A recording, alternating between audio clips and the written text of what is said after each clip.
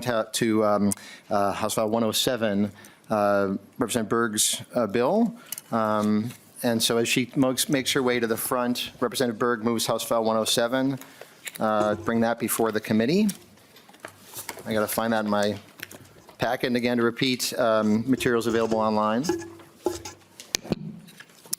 No amendments, Representative Berg. And members, I should say, I think we're allocating, we'd spoken about 10 minutes for presentation on this bill. We'll have some time for testifiers, some time for discussion. This bill is going to be, is laid over. It's obviously a really important issue and one of interest to members, but just kind of want to set those scheduling parameters. Representative Berg, to your bill. Thank you, Mr. Chair and members. To set the table for our discussion today, we first need to recognize that there is an all-out attack on workers happening in this country.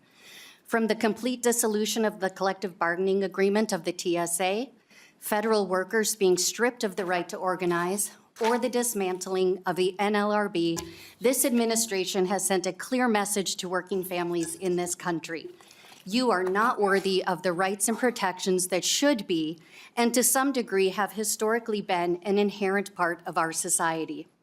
When workers have a strong collective bargaining agreement, and when we provide them with a pathway to be fully human and successful in the workplace, we know that workers work harder, take even more pride in their work, remain loyal to their employer, and become the essential cornerstone of a thriving economy.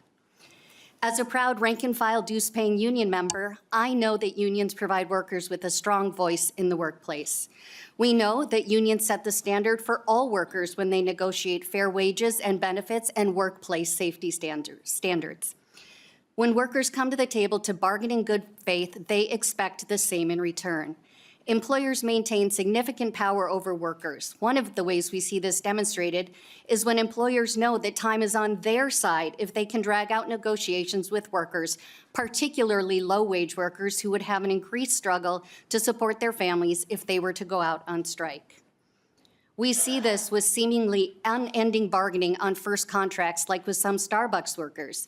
We see it in employers forcing workers into long, open-ended strikes in order to get workers to accept lower wages and benefits, which was the strategy used during the Writers Guild strike. Understand that a strike is always the last resort for workers trying to come to a resolution with their employer. In other words, workers are not going on strike in the same way that someone may choose to get a new job. They are forced out on strike by their employer's refusal to bargain a fair contract. House File 107 is nation-leading legislation that will grant striking workers the same access to their unemployment benefits as any other worker, which already includes locked-out workers. Like other workers, striking workers would need to observe the same non-payable week, which means that only those uncommon strikes lasting more than a week will result in any UI benefits being paid out. This bill would allow workers to get paid UI benefits on the second week, which is 1 week sooner than established legislation in other states like New York and New Jersey. Bear in mind that UI only provides partial wage replacement to merely soften the risk to workers' families, so this bill only goes so far in addressing the power imbalance between employers and workers, and strikes will continue to be used as a last resort. According to a report released by the North Star Institute, this proposal is estimated to cost the UI Trust Fund just 0.3%, which will be replenished through the established UI premium process, most directly affecting those employers who will see a higher experience rating from forcing their workers out on strike over unfair labor practices. This deterrent is yet one more way that this bill will help to level the playing field in bargaining. At this point, Mr. Chair, I'd like to turn it over to my testifiers. Thank you, Representative Berg. So our first testifier, I believe, is Bernie Burnham. Please make your way up, and once you get settled in, please identify yourself for the record and proceed with your testimony. Good morning, Mr. Chair and committee members. My name is Bernie Burnham, and I am the president of the Minnesota AFL-CIO, the state's federation of more than 1,000 local unions who represent over 300,000 working people in every corner of our state in nearly every kind of job. On behalf of these workers, I'm here to speak in favor of House File 107. Our labor movement envisions a state where all working people have safe workplaces, a job that can sustain a family, time to spend with our families, and a dignified retirement. Both historically and to this day, workers taking collective action, including going on strike, has been the most effective way to move us closer to that vision. While strikes are often the most effective tactic for workers to win gains, a strike also carries the most risk. Federal labor laws are tilted in favor of employers, who also have economic leverage over workers and can stall negotiations, make threats, cut off health care, and permanently replace striking workers. Now, with a federal executive branch that clearly does not respect the rights of working people, employers have an even larger advantage than they already did. For example, when managers lock workers out, they aren't making a personal sacrifice. They don't lose a penny of pay or their health benefits. But when workers decide to go on strike, it often means no pay for workers and families for an uncertain amount of time. Mr. Chair and committee members, we can't change federal law here in St. Paul, but we can balance the scales for working Minnesotans by allowing workers to access unemployment insurance during a strike. Access to UI would not only keep food on the table for working families, but would also mean shorter strikes. When managers know that workers have a lifeline, they lose the incentive to what Disney CEO Bob Iger called during the last writers and actors strike, quote, starve them out before going back to the table. Mr. Chair and representatives, senators, let's continue making Minnesota the best state for workers by passing House File 107. Thank you. Thank you so much for your testimony. And I will call up Jay Chatleen. I'm not sure if I'm saying your name correctly. And I'll maybe ask Chris Rubesh to, I guess Chris is on Zoom. Okay, so then, yeah, please make your way on up. Once you get settled in, please identify yourself and proceed. Good morning, Chair Pinto and members of the committee. My name is Jay Chatlin. I am president of the United Steelworkers Local 142B. Representative Berg, thank you for introducing this important legislation. In 2023, myself and my members were forced to go out on strike because of unsafe working conditions. My employer refused to implement safety measures to ensure safe working conditions for myself and my colleagues. The overall recordable rate in the foundry where I work was 14%, with some departments having an OSHA recordable rate as high as 98.98%. Before our contract expired, we diligently worked to enhance the safety culture within the foundry. However, our employer declined to implement necessary changes. When we started contract negotiations, we made it abundantly clear that safety was our top priority. Similar to many other employers, our company refused to bargain in good faith when it became evident the company was unwilling to add stronger safety language to the contract. My members faced a difficult decision: pay their bills or go on strike to protect themselves. Ultimately, we decided to go on strike, but it was a tough decision. Soon after we went out on strike, the company started using scare tactics. They told members insurance had been canceled long before it would actually expire, no different than the Hollywood executives in '23 during the Writers Guild strike, declaring we're going to starve them out until they're forced to sell their homes. Employees should never be forced to choose between paying their bills and working in an unsafe environment. This legislation would empower workers to strike for safer working conditions while ensuring their financial well-being. If this legislation were to become law, it wouldn't transfer power to the union. It would simply level the playing field. I support House File 107 and would ask all of you to do the same. Thank you. Thank you for your testimony. Turning to Chris Rubesh on Zoom, and Kim Lewis, I'll ask you to make your way to the front just as this testimony is going. But so our testifier on Zoom, please identify yourself and proceed. Thank you so much. Thank you, Co-Chair Pinto, Co-Chair Baker, members of the committee. My name is Chris Rubesh. I am a cardiac nurse and proudly serve as the president of the Minnesota Nurses Association. With the weather, I want to thank you all for the opportunity to testify virtually. Collective bargaining is one of the most important functions of a union. As a last resort in collective bargaining, workers sometimes make the incredibly difficult decision to withhold their labor and go on strike. This isn't a decision that any worker makes lightly, and it's not a decision that a union can force a member to make. In 2022, my wife, who's also an M&A nurse, and myself made the difficult decision to both go out on strike, seeking contract language that would improve the care we give to our patients. We were eventually able to reach a contract agreement, but that campaign highlighted the reality that so many of my coworkers face. Given the skyrocketing cost of higher education, groceries, childcare, and more, many workers today don't have the free right to exercise their ability to strike. In short, workers are being held hostage by a system that is stacked against them. Billionaire oligarchs are controlling more and more of every sector of our economy, and workers don't stand a chance in the face of those unbalanced forces. Extending unemployment insurance to striking workers would begin to level the playing field for Minnesota's workers. This law will give workers the economic liberty that every American deserves and show that Minnesota stands with we, the people, and not the corporate powers taking profits out of the state and even out of our country. Regardless of the party you belong to or what district you represent, please stand with me, my family, and my fellow workers and support unemployment insurance for striking workers. Thank you.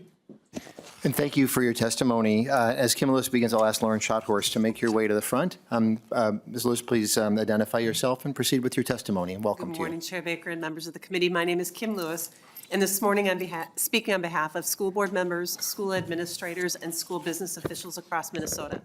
We appreciate the opportunity to share our concerns with House File 107, which would expand unemployment insurance eligibility to employees who voluntarily stop working due to a labor dispute. First, we'd like to say that we fully support the rights of workers to organize and advocate for fair working conditions. However, this bill would have the unintended consequence of encouraging and prolonging work stoppages, which can be harmful, particularly in education. Under current law, workers who choose to strike are not eligible for unemployment benefits during the work stoppage. That policy creates a natural balance in negotiations, both sides having something at stake. This bill would remove the balance by shifting the financial burden of a strike from the employees who initiate it onto the broader public through the unemployment insurance system. From an employer's perspective, this change would incentivize work stoppages by reducing the economic risks for employees who choose to walk out, prolong labor disputes, as access to unemployment benefits may reduce the urgency to return to the bargaining table, place an unfair cost on employers and taxpayers who would now help subsidize strikes. State law mandates instructional days. Requiring districts to make up strike days forces them to pay for 2 days of school to deliver 1, creating an unfair, severe financial burden. And most importantly, in the case of school districts, this bill would have an adverse effect on student learning. Prolonged work stoppages disrupt instruction, delay academic progress, and disproportionately impact students who rely on school services the most. Strikes pull communities apart. In short, this bill weakens our ability to maintain consistent operations, undermines responsible labor negotiations, and puts student outcomes at risk. We urge you to maintain the current balance in the law and vote no on the proposal, and thank you very much for your time and consideration. And thank you for your testimony. And as Lauren Schothorst begins, I'll ask Hunter Cantrell to make your way to the front. Lauren Schothorst, welcome, and please identify yourself and proceed with your testimony. Thank you, Mr. Chair, members of the committee. My name is Lauren Schothorst, and I'm a policy director at the Minnesota Chamber of Commerce, a statewide business organization representing more than 6,300 businesses and more than 500,000 employees throughout Minnesota. Thank you for the opportunity to share our opposition to House File 107, legislation seeking to change existing unemployment law so that striking workers would no longer be ineligible for UI benefits during a labor dispute. Employers, not workers, in Minnesota subsidize the UI system. And when workers tap into the UI system, employers, not workers, are penalized through higher experience ratings and payroll taxes. This demonstrates the longstanding commitment of and the significant cost burden to Minnesota's business community in maintaining a safety net through UI over time. Current UI law is sufficient to address circumstances and allowances for certain workers that are striking to be eligible for UI benefits when appropriate. Deviating from this careful balance risks undermining the UI system's core no-fault principle, and expanding the UI program without sufficient cost analysis risks the integrity of the program itself. Furthermore, as Deed shared earlier this session, benefit payments and broad-based usage of UI is increasing, putting so much recent pressure on our UI trust fund that last year, employers received a shocking payroll tax notice indicating an immediate double-digit increase in the base tax rate, plus an additional 5% assessment. Now is not the time to add unvetted UI costs and liabilities on Minnesota's employers. As it stands already, the cost of doing business in the state increased significantly as a result of the last biennium, and employers are very concerned about additional proposals that further impede their ability to succeed and grow in Minnesota. The Chamber believes that balanced unemployment-related policy benefits workers, employers, and taxpayers while enabling our economy to grow. It is for these reasons that the Chamber encourages members to oppose House File 107. Thank you for sharing this perspective with the committee as the committee considers this and other UI-related legislation this session. And thank you for your testimony and for sharing it. Grace Baltich, you can make your way to the front. Hunter Cantrell, welcome to you. Please identify yourself and proceed. Thank you, Chair Pinto and Co-Chair Baker. My name is Hunter Cantrell. I am a medical student at the University of Minnesota, and I'm here today to testify in strong support of House File 107. And I'd like to thank Representative Berg for all her hard work on this. We have long seen a complete power imbalance between workers and employers who benefit from their labor. Since the National Labor Relations Act was established, there has been a systematic erosion of workers' rights and their protections in the workplace. Wealthy corporations now hold monopolies over entire sectors of employment, and with growing illegal attacks on the FTC and the NLRB, these companies will assuredly use their increased anti-competitive economic power to further undermine pay, benefits, and working conditions for working people. Unfortunately, many large employers in our state have already a strong track record of intentionally stalling contract negotiations or retaliating against union workers while paying millions to big anti-union law firms to hinder bargaining efforts. Where in the past, workers could file unfair labor practice charges to seek legal remedy for unfair employer bargaining behavior, a growing number of companies throughout Minnesota are now simply refusing to bargain in good faith, relying on the fact that a paralyzed NLRB will be powerless to hold them accountable. Some have said that should this measure to ensure workers have a modicum of financial stability, a mere average payment of 45% of their wages through UI, while they are forced out onto the picket line become law, costs will go up and enterprises will be harmed. But no one goes on strike lightly. When workers are forced out on strike, whether they are teachers or laborers or working in my industry of healthcare, it is a sign that employers are failing to address core issues of safety, burnout, and supportive working conditions. The easiest solution to assuage these fears from enterprises is to quite simply bargain in good faith with workers, strive to ensure their demands are met, and treat them with respect for the work that they do. While public employers are, as reimbursement-based employers, may be concerned about increased costs associated with this bill, having UI access for striking workers only affects budgets if workers are forced to access these benefits. This policy has the potential to lead to employers having greater incentive to reach acceptable contract settlements much more quickly rather than engage in intentionally prolonging bargaining. There is also the added benefit of this initiative helping to reduce turnover and subsequent needs for talent searches after strikes, especially in high burnout fields, which carries with it significant costs as well. This is an uncertain time for all working people who stand to be harmed by tariffs that will inevitably lead to job losses, unchecked corporate monopolies, and the rising cost of everyday essentials due to rampant price gouging. While corporate profits have grown exponentially in recent years, very little of that prosperity has reached the pocketbooks of working people who are integral to our economy. When more power is placed in the hands of workers, wages and quality of living always rise, and we all benefit as a society. In close, providing the lifeline of unemployment to workers forced to strike, which is money that will most certainly be immediately spent and recirculated in our local economies, is an essential guardrail to further secure economic stability and ensure fair employer labor practices while bargaining a contract. Thank you, Mr. Chair and members. Thank you for being here. Grace Baltich, asks you to make your way to the front. Once you get settled in, please identify yourself and proceed with your testimony.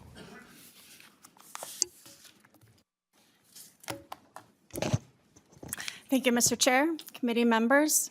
My name is Grace Baltich. I am a senior social worker at Hennepin County and proud to serve as the president of my local there, AFSCME Local 34, and I also serve on AFSCME Council 5's executive board.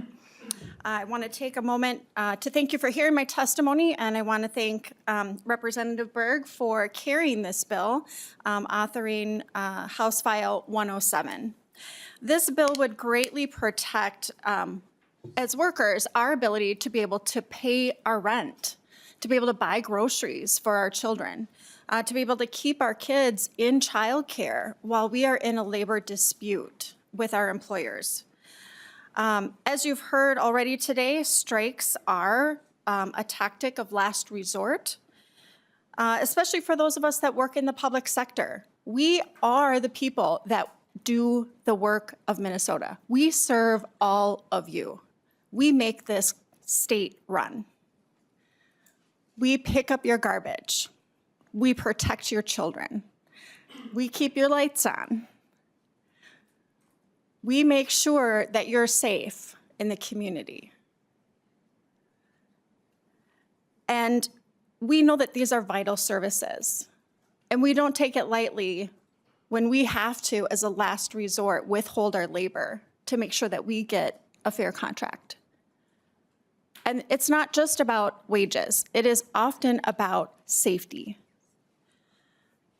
For those of us in the public sector, we want to make sure that we have enough security on site, that we're not assaulted in the workplace. And that happens as social workers. We want to make sure that we have enough staff that we can go out in pairs when we do home visits, when we are visiting with residents that are a danger to themselves and or to the public, potentially. We want to make sure that we have safety committees that we can address our health and safety concerns in the workplace. And oftentimes, these are not things that the employer is just willing to do. And it comes to the decision, do we withhold our labor in order to do that? And I'll need to tell ask you to, I'll need to ask you to wrap up in Sure. just a minute When if I you was can. a Thank you. child and my dad went on strike, the only time that I had free lunch was when the principal said he would bend the rules and allow those of us that were children of the striking workers to be able to have free lunch.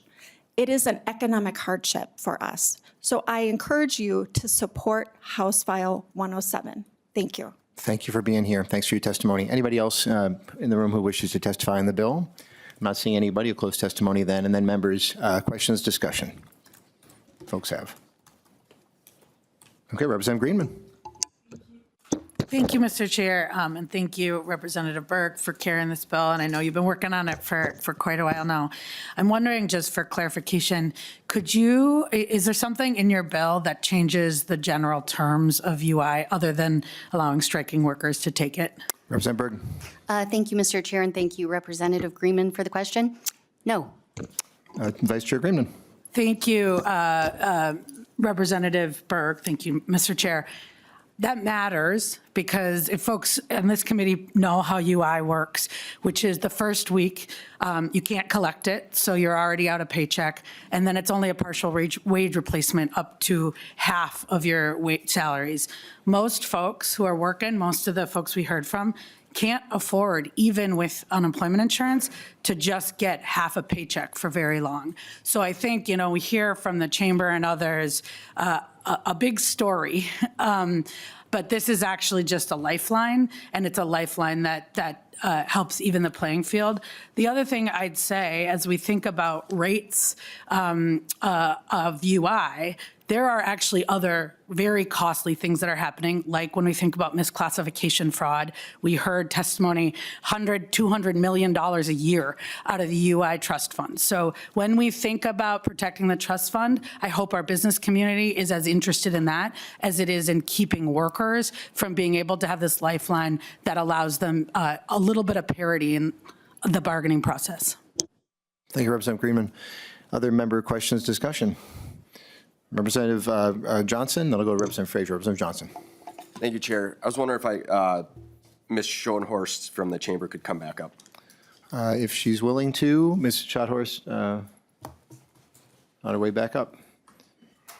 Representative Johnson. Thank you, Chair. I guess a couple questions. Do you think that the concern of these, like you talked about, the increased costs for those employers that are paying back into the unemployment insurance trust fund and things like that, do you think that by allowing these striking workers to access that and that possible change to those employers would actually lead to a faster conclusion of some of these strikes, both benefiting the workers and those employers? Ms. Schoenhorst. The collection of UI for workers and the risk of increased payroll taxes on employers. Representative Johnson, looks like you're being asked a clarifying question about your question. Yeah, like that concern of those possible increased costs due to the striking workers, do you think that that would bring those people back to the table, both the workers and the employers, to try and come to a faster conclusion on some of these issues? Ms. Schotthorst. Mr. Chair, Representative Johnson, there's a combination of issues at any bargaining table. This would probably be one of them. I can't say for sure whether or not this would be a deciding factor in either case. Representative Johnson, back to you. Thank you, Chair. One other question. I was just wondering if you could weigh in on something that Representative Berg brought up about this idea of workers who are out on strike and the lack of pay and all those other things that they're feeling, and then the sentiment of some employers to just wait them out, to in essence starve out those employers, much like one of the testifiers talked about, and just kind of if the chamber has a position on that. Ms. Schotthorst.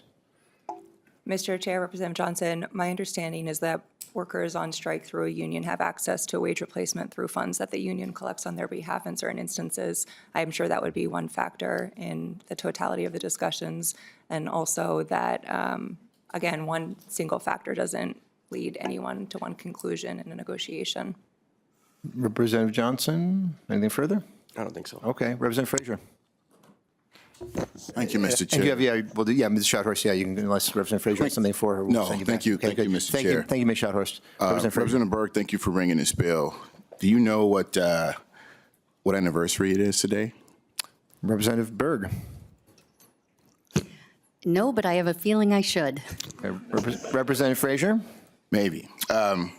57 years ago, Martin Luther King was in Memphis with the striking workers, sanitation workers there. 57 years ago, he was fighting for the very thing that you're bringing this bill for, to give workers the ability to have dignity when they're fighting at the bargaining table, to protect themselves, to protect their families, and protect the community overall.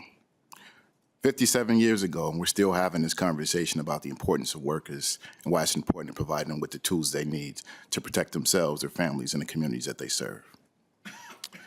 He gave a speech that night on April 3rd and said that he was not afraid to die and that he might not get there with his people, but he had seen that his people would get to the promised land. To not get too sentimental and philosophical, this bill is a tool to help workers get to the promised land. So thank you for bringing this bill during this time. Thank you. Thank you, Representative Frazier. Looking for other member questions, comments?